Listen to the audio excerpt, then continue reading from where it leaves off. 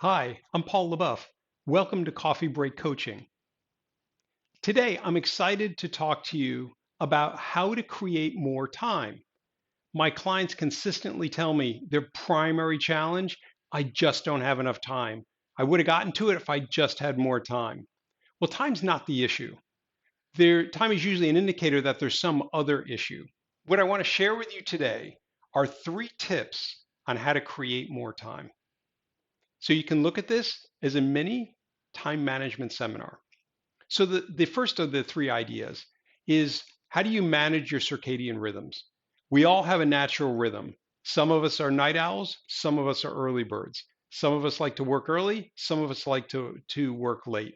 And so the question is, how do you tap into your circadian rhythms?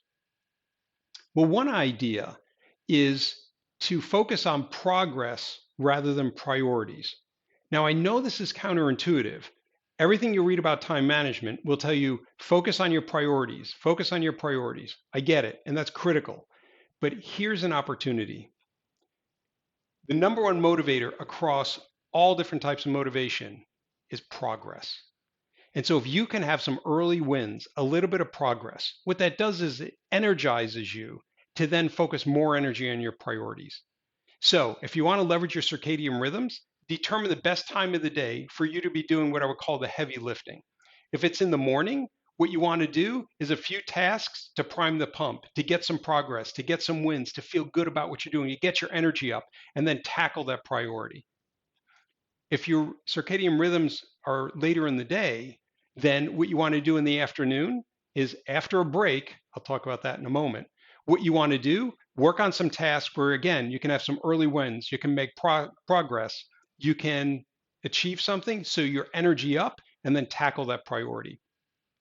That momentum will actually help you get more done in less time. Think about that for a moment. Have you ever worked on a task? Let's say you're a morning person, it's late at night, and it takes you 2 hours to do something that in the morning would take you 30 minutes. You just gained an hour and a half of time just by time shifting, just by honoring your circadian rhythms. So the first thing you can do is look at your circadian rhythms, focus on progress over priorities. Second thing you can do is you can do an exercise that I call what feeds me, what bleeds me. In every job, there are things that energize us, they feed us, they nourish us, they excite us. We like doing them. They're energy up, they're easier to do. And then there are those things, they just suck the lifeblood out of you. Here's the problem: those things that suck your energy, actually, there's a double penalty. Because what happens is your energy down from doing the task, and then what do? I need a little bit of time to recover. So I'm going to go to TikTok. Maybe I'll surf the internet. Maybe I'll go chat with a friend. And so it's a double whammy. You not only spend more time doing things that you don't like to do, but then you need to recover on top of that. So one of the ways to avoid that, do this exercise. Write down on a piece of paper, what are the tasks that feed me? What are the tasks that bleed me? Try to minimize the tasks that bleed me, or we'll shift into the point of the day that's not your highest energy point, so that when you're energized, you're getting done the stuff that feeds you. Then the last tip is to take a nap. Now, I talked about our circadian rhythms. It's pretty normal for people between 7 and 8 hours after waking up to have a dip in their energy. About 2 or 3 in the afternoon, you get that dip and you just need a little bit of caffeine or a little bit of sugar or fresh air or whatever it is. You can leverage this by actually taking a nap, but not just any nap.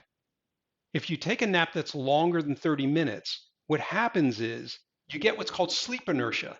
That groggy feeling where it's hard to get going again? So the nap actually works as a penalty. It doesn't benefit you.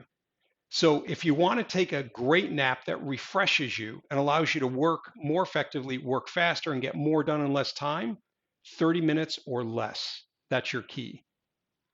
And if you want to put that nap on steroids, you want to drink a cup of coffee just before you take your nap. That's right. I know it's counterintuitive, but what happens is it takes about 20 to 25 minutes for the caffeine to kick in.